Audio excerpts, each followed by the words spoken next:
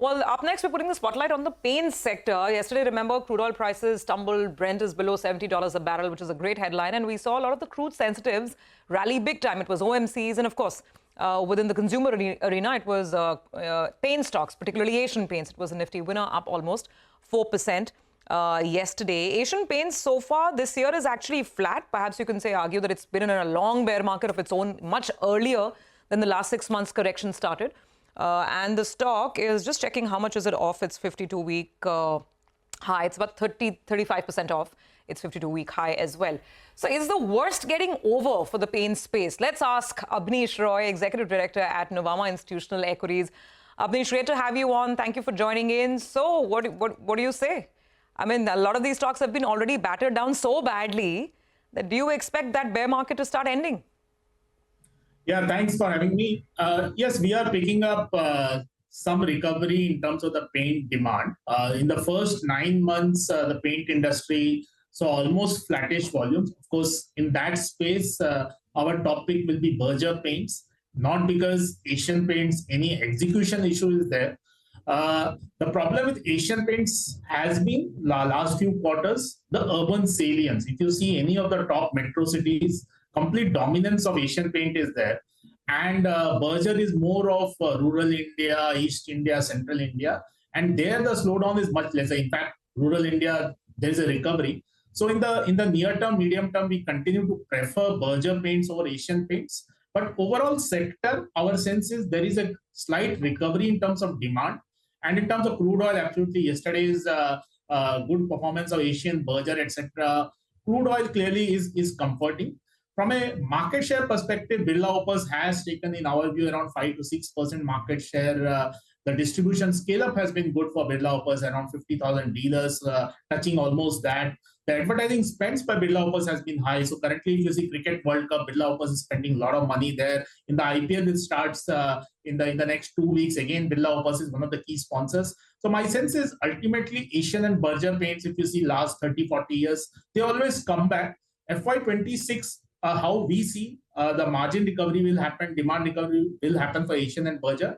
Berger, in fact, our sense is Q4 itself will be high single-digit volume growth for Berger, but Asian will be still maybe 3-4% volume growth in Q4. But FY26, how we see is basically gross margins will improve because of the crude oil, but I think the ad intensity for the sector will remain in FY26. That will remain. That was a lot of numbers, Abneesh. I'm just trying to write this down. You said 3 to 4% volume recovery or 3 to 4% volume growth for Asian Paints in Q4. Berger, yes, which is the one that you like, what's the volume growth expectation you're going with? Yes, absolutely. We like Berger. Our sense is 8 to 9% volume growth is possible for Berger in Q4. Yes. 8 to 9% volume growth in Q4 for Berger. That's much better than Asian. Simple question. Now let's talk FY26. Overall, what is the volume growth that you will pencil in? Who will be at the lower end? Who will be at the highest end? Will it be Berger? And then that valuation question comes in. That, I mean, if Asian is going to deliver, say, 5% volume growth in FY26, do you still want to buy that at the current valuation multiples? So, juxtapose the valuation argument on the growth argument for us. Yes, definitely. Our sense is Asian Paint should be able to deliver 5% kind of volume growth because we are picking up some recovery in terms of the demand. The base also for Asian Paint does become favorable after Q1. The urban slowdown, which is impacting Asian Paints currently much more than, say, Berger. Our sense is from Q2 overall, we expect urban recovery to start for the sector. Currently, it's weak for FMCG paints everywhere. Because of the union budget tax reprieve, we do see that from Q2, Asian Paints recovery will start.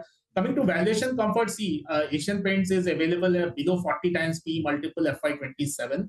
Our sense is that's a very reasonable, very tempting valuation. And we do see that FY26, we will see the re-rating start for Asian Paints. It has the reasons for crude oil, the recovery in demand definitely. And ultimately, our sense is Kanza and Axo are at a greater risk of market share loss structurally. We will monitor what happens on Axo. Our sense is JSW is the front runner and Pidilite also could be a very serious contender. That is one more thing we'll watch out for. 40 times, huh? Guys, you remember the last time we said 40 times for Asian Paints in terms of forward earnings? So you're saying FY27, actually 40 times. I don't remember the last time the number 40 was used with Asian Paints when you're talking valuations. Absolutely. And yeah, that's the thing with the market, right? I mean, 70, 80 has become 40, but 40 is 40. So it's a conundrum in that sense. Abneesh, you track some quick commerce names as well, right? That space? That's tracked by another analyst, internet analyst, but there we like Jubilant Foods a lot. And even in Avenue Supermart, my sense is today also, if you read, Zepto is focusing more on the profitability, increasing the charges, etc. Oh, there is an article. I was trying to, I don't order that much, I mean, but I was trying to order something yesterday, and all the discounts were like on Zepto, they were all like 2 rupees, 1 rupee discount, 5 rupee discount. So the big discounts seem to have disappeared. But I was not sure, since I'm not a regular user, maybe they've already been gone for a while. But if you're saying there is something to that effect now which says they've lowered, and Zepto has been the competitor, right, which has been putting pressure on others as well, not to be able to sort of up their game and focus more on profitability. So if they stop discounting, good for the overall sector from a market point of view.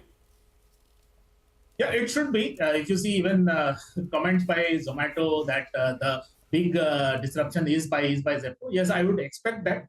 But in the discretionary space which I cover, I like Jubilant Foods. I do like Trent, V-Mart and Titan. Those will be my coverage names. But yes, we are picking up that because of the overall market meltdown, focus on profitability, I think the discounting, etc., should come down, which is also positive for FMCG larger players, that ultimately it's about product innovation and distribution rather than just discounting. Yeah, I can tell you, Prashant, as a recent Zepto users, they're getting smart about it, and actually they're saying that as well. I think, a bunch of our colleagues were speaking with Karan Torani. I guess you guys were speaking with Karan just a while back, discussing quick commerce, and I've seen that as a user. The discounting is now being clubbed with large value orders.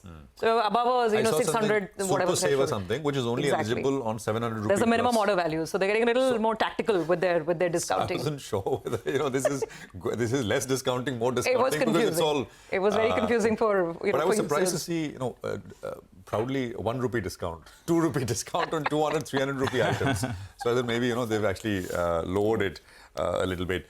Thanks very much, Abneesh, for joining us. I think